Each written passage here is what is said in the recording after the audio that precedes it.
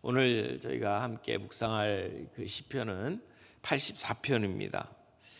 이 84편은 순례자의 노래라는 별명이 붙어 있습니다. 그리고 이 시편 그 부제를 보게 되면 고라 자손의 시, 인도자를 따라 깃딧에 맞춘 노래 이렇게 되어 있습니다. 고라 자손의 시라고 되어 있거든요. 여러분이 얼마 전에 그 민수기를 가지고 큐티를 쭉 해왔어요. 그 민수기에 보면 고라 자손이 쭉 나오죠. 고라라고 하는 이름은 썩 이렇게 좋은 그 기억이 떠오르는 이름은 아니에요. 이 민수기 16장을 보게 되면 모세하고 아론의 그 능력, 그 아론의 위치, 이런 그 어떤 욕망에 사로잡혀서 반역을 하죠. 그래서 모세만 하나님의 지도자냐 이렇게 따지면서 그 폭동을 일으키는 그러한 사람입니다. 그래서 고라와 그에 속해서 함께 반란을 일으켰던 사람들을 땅이 이렇게 불로 사르고 이렇게 삼켜버리는 그러한 이제 과거 역사를 민수기가 보여줍니다. 근데 참 놀라운 것은 고라는 그렇게 해서 그를 따르던 추종자들과 함께 죽었는데 고라 자손은 살아남았어요. 그 아들들은 아버지를 따라가지를 않았어요. 그래서 그 민수기 26장을 보게 되면 그 이스라엘 백성들을 다시 계수하죠. 민수기는 사람 숫자를 세는 성경이잖아요. 그래서 맨 앞부분에 사람 숫자를 셌는데 20세 이상의 남자들 숫자를 세서 60만 명이 나오죠. 그리고 난 다음에 민수기 뒷장 26장에 가서 다시 숫자를 셉니다. 그때는 언제냐면 40년 광야를 다 지난 다음에 이제 가나안 땅에 들어가기 직전에 숫자를 다시 세는 거예요. 그때 숫자가 다시 60만 명으로 나옵니다. 그러니까 출애굽 제1세대가 광야에서 다 죽고 그 다음에 이제 2세대가 가나안 땅에 들어가기 위해서 준비되면서 센 숫자가 60만 명. 그러니까 아무것도 먹을 것이 없고 마실 것이 없는 광야길에서 하나님께서 이스라엘 백성들을 지켜주셨다라고 하는 사실을 뼈저리게 느낄 수 있는 그런 그 장면이 이 민수기라고 말할 수 있어요. 근데 26장에 보게 되면 고라의 자손들이 살아남은 것을 기록을 하고 있어요. 그때 아버지는 250명이 함께 그 불에 삼켜지는 징계를 받았는데 고라의 아들들은 죽지를 않았어요. 그리고 그 고라의 자손 이야기가 계속 성경에 나오는데 역대 상에도 나오고 역대 하에도 나와요. 그래서 성전이 지어지기 전에는 회막 문지기로 일을 했고, 그리고 이제 회막이 이제 성전이 지어지고 난 다음에는 성전에서 찬양대로 활약을 합니다. 그래서 역대하 20장에도 보게 되면 여호사밧 시대에 성전에서 찬양대로 활동하는 내용이 나오죠. 또 예루살렘 성전에서 그 예배 찬양을 인도했던 지휘자가 바로 고라의 자손으로 나오게 됩니다. 그래서 그들이 쓴 그 시편이 이 시편 안에 여러 개 기록되어 있는데 그 중에 하나가 오늘 시편 84편입니다. 근데 오늘 본문 말씀을 보게 되면 특별히 6절에 그들이 눈물 골짜기로 지나갈 때에 그곳에 많은 샘이 있을 것이며 이른 비가 복을 채워주나이다. 이렇게 눈물 골짜기에 관한 이야기를 하고 있습니다.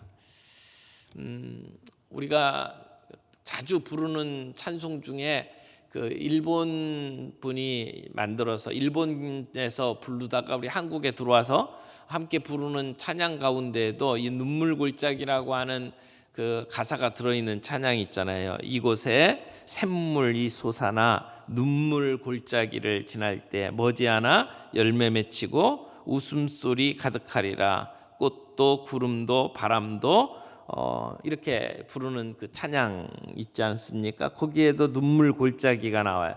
이게 이제 이 시편 84편 6절에 나오는 가사를 생각하게 만드는 내용입니다.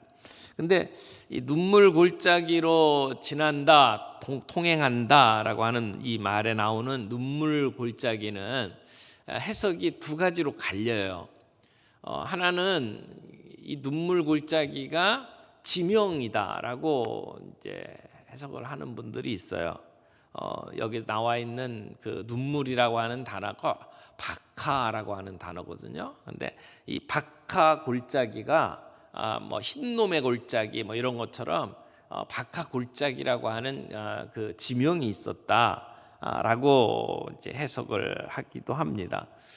여기 나오는 이 눈물이라고 하는 이 박하라고 하는 단어가 눈물로 해석된 것은 그 히브리어 성경을 헬라어로 번역한 성경이 있잖아요. 셉튜아진트라고 그래서 우리가 보통 70인경이라고 이야기를 하는 그 성경이 헬라어로 번역을 하면서 여기에 나와 있는 박하를 눈물로 번역을 했어요. 그래서 이 박하 골짜기를 지나는 사람들 이렇게 이 본문을 해석을 할 수도 있고 눈물 골짜기라고 이렇게 일반 명사로 해석을 할 수도 있다는 겁니다. 근데 박하라고 하는 단어의 뜻을 쭉 그 히브리어 원어들을 살펴보면 나무 이름일 가능성이 높다라고 이야기해요. 그래서 여러 성경 번역들을 보면 시편 84편 번역이 두 갈래로 나뉘어요. 그래서 어떤 성경, 특별히 우리나라에서도 새번역 성경 같은 경우에는 이 박하를 발삼나무로 번역을 합니다. 발삼나무 골짜기 이렇게 이 표현을 하기도 해요.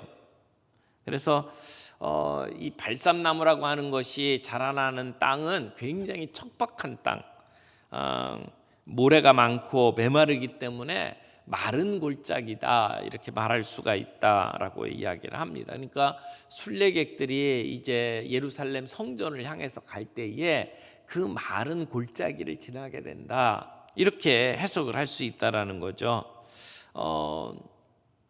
그 마른 골짜기는 결국 고생하는 곳이고 그래서 눈물 골짜기다 이렇게 번역을 할 수 있습니다. 그래서 일반 명사로 이 박하를 해석을 하든 아니면 지명으로 해석을 하든 이 골짜기에는 비가 내리지 않아서 계속 메마르고 건조한 상태가 유지되는 곳이고 누구든지 이 골짜기를 지나가는 사람들은 너무너무 힘들어서 눈물을 흘릴 수밖에 없는 골짜기 이렇게 말할 수가 있을 겁니다. 근데 지금 그 시편은 하나님을 예배하기 위해서 예루살렘 성전을 향해서 가는 사람들의 노래거든요.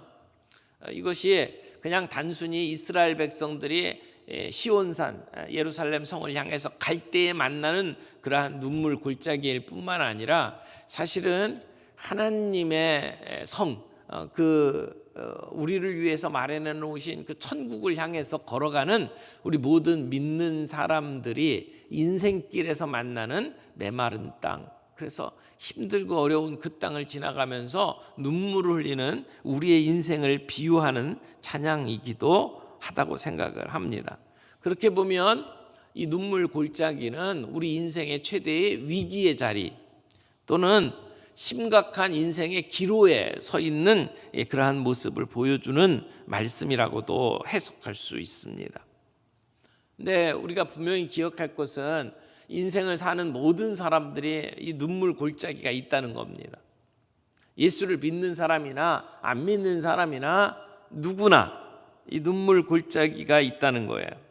아담이 죄를 범한 후에 에덴에서 쫓겨나서 살아가는 모든 인간들에게는 이 눈물 골짜기가 필연적으로 딸려오게 돼 있다는 겁니다.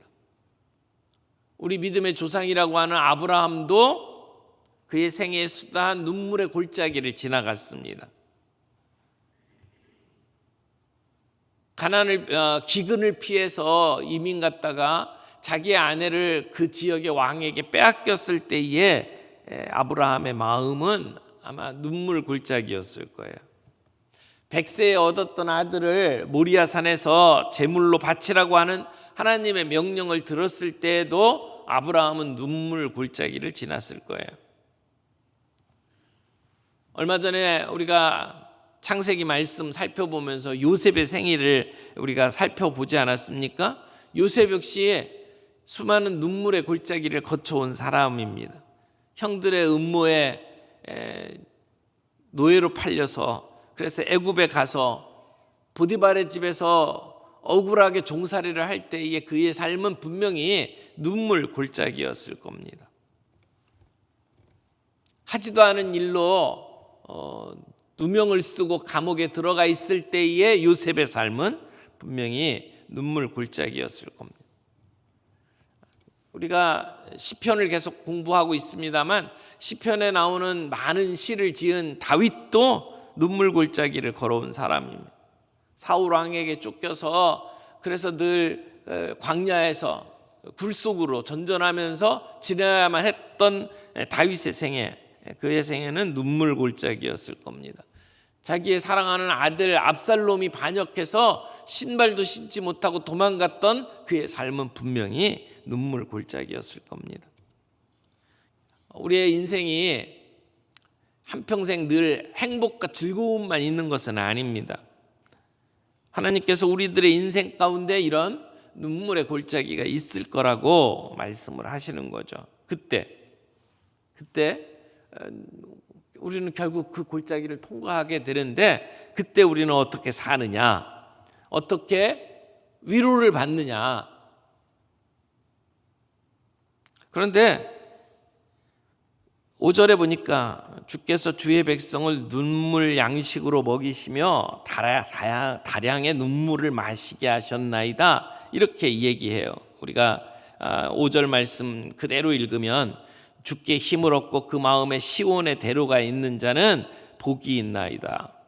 그들이 눈물 골짜기로 지나갈 때에 그곳에 많은 샘이 있을 것이며 이른 비가 복을 채워주나이다, 그렇게 이야기를 하죠. 그런데 이 말씀을 가만히 살펴보면 결국 우리의 인생길에 눈물이 있을 것이고, 그런데 그 눈물 가운데 하나님이 우리를 위로하셔서 그 골짜기에 비를 주시고 그 이른 비를 통해서 우리의 그 목마름을 해결해 주신다라고 하는 내용이 이 내용으로 담겨져 있는 것을 보게 됩니다. 우리는 눈물 골짜기를 많이 지나왔고 또 우리의 인생에 그런 눈물 골짜기를 만나게 될 겁니다. 그때 그 눈물 골짜기가 우리의 인생을 파멸시키기나 좌절시킬 수 없다라고 하는 것을 우리는 압니다. 우리 찬송가 가사에서 보면 그 잠시 세상에 내가 살면서 이런 찬송 있잖아요. 거기 2절 보게 되면 이렇게 시작이 돼요. 눈물 골짜기 더듬으면서 나의 갈 길 다 간 후에 주의 품 안에 내가 안기어 영원토록 살리로다. 눈물 골짜기 더듬으면서 나의 갈 길 다 간 후에, 이런 찬송이 있는데 이 찬송을 쓴 분이 가브리엘이라고 하는 목사님이에요. 근데 그때 뉴욕에 살던 이 목사님이 아들을 전쟁터에 보냈어요. 세계 1차 세계대전 때 아들을 보내요. 근데 아들이 그 세계대전 그 전쟁에 나가면서 아버지에게 이렇게 말을 합니다. 아버지, 제가 만약 돌아오지 못하면 하늘나라 열린문에서 만나 뵙겠습니다, 이렇게 이야기를 하고 떠나요. 그러니까 그 아들이 했던 말, 하나님 나라 열린문 앞에서 만나 뵙겠습니다 라고 하는 그 말을 기억을 하면서 쓴 시가 이 시예요. 그래서 열린 문 앞, 천국 문 앞에서 내가 만나리 하는 그러한 찬송을 하게 되죠. 여러분, 우리가 우리의 인생이 늘 평탄한 것만은 아닌 것을 우리가 알잖아요. 때로 눈물 골짜기를 지나가야 하는데 그때 우리는 어떻게 해야 되느냐라고 하는 것이죠. 근데 먼저 우리가 기억해야 될 것은 이 눈물 골짜기가 우리의 인생의 양식이다라고 하는 것입니다. 어쩔 수 없는 순간들이 우리에게 주어지는데 그 눈물 골짜기를 믿음으로 지나간 사람과 그 눈물 골짜기를 불평하면서 어쩔 수 없이 보낸 사람하고는 다르다는 거예요. 내가 그 시간을 통해서 하나님의 은혜를 경험한 사람과 그렇지 못한 사람은 분명히 차이가 있다는 거예요. 그 눈물 골짜기를 지나가면서 정말 하나님의 은혜를 경험하게 되면 그 사람은 성숙해요. 그 사람은 영적으로 부쩍 자라요. 근데 그렇지 못하고 그냥 어쩔 수 없이 지나간 사람은 그냥 지나간 거예요. 힘들고 어려운 시간을 보낸 것뿐이죠. 이 눈물 골짜기를 지날 때 그곳에 그 골짜기를 많은 샘이 되게 만드신다, 이렇게 해석할 수 있는데, 오아시스가 되도록 만드신다, 이른 비를 주셔서. 그러니까 그 어렵고 힘든 순간이 그냥 쓸모없는 시간이 아니라 하나님이 그 시간에 우리에게 이른 비를 주셔서 우리로 하여금 복을 주신다라고 이야기를 하는 거죠. 여기 6절 말씀에 보면 이렇게 돼 있어요.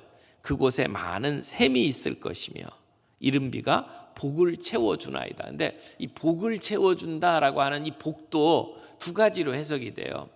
하나는 그냥 여기서 말하는 우리 지금 현재 이 성경에서 나온 것처럼 축복, 복이라고 하는 말로 해석이 될 수 있고, 또 하나는 물 웅덩이로 해석을 할 수도 있어요.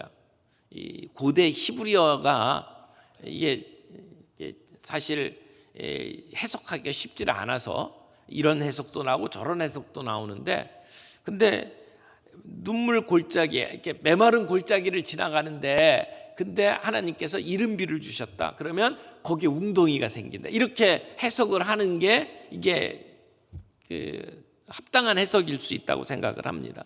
그러니까 하나님께서 우리에게 힘들고 어려운 그 골짜기를 지나가게 만드실 때에 이른 비를 허락하시는 은혜가 있고, 그래서 그 땅에 물 웅덩이가 생기는 그런 복을 주신다라고 본문을 본다면, 비록 힘들고 어려운 그 순간에 눈물로 지새우는 그 순간에 우리가 하나님을 붙잡고 하나님께 기도하며 하나님께서 우리에게 이른 비를 허락하시는 그 축복을 경험하게 된다는 거죠. 하나님 앞에 부르짖고 간구할 때에 그때 하나님이 응답하시는 놀라운 역사를 경험하게 된다는 거죠. 환난 날에 나를 부르라, 내가 너를 건지리니 내가 나를 영화롭게 하리라. 아삽이 고백한 것처럼 우리가 환난 날에 눈물 골짜기를 지날 때에 그때 하나님을 부르고 하나님 앞에 매달려 간구하게 되면, 그러면 하나님의 능력을 힘입게 된다는 거예요. 그래서 우리는 하나님 앞에 나아가 예배할 수 있는 힘을 얻게 된다라고 하는 것이죠.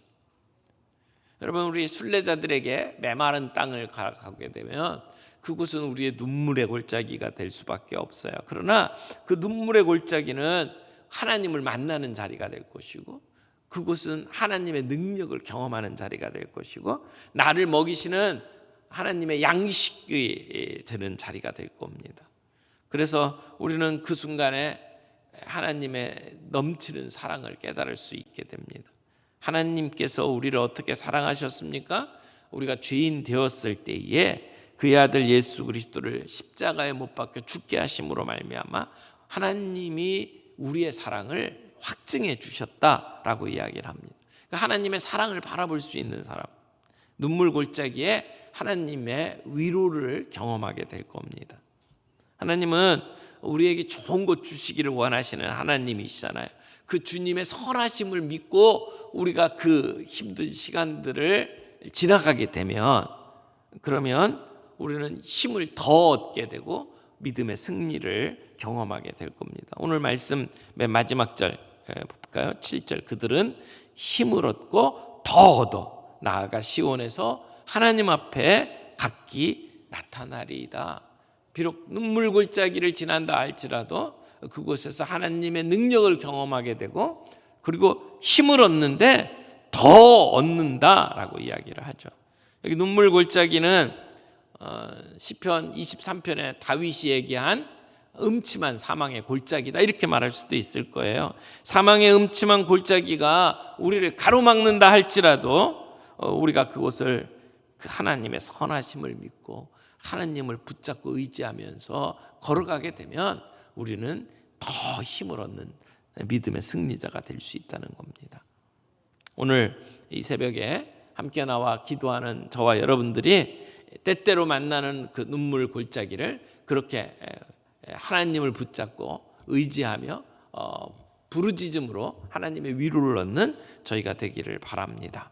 그래서 힘을 얻고 더 얻어 하나님 앞에 설 수 있는 저희들이 되기를 원합니다.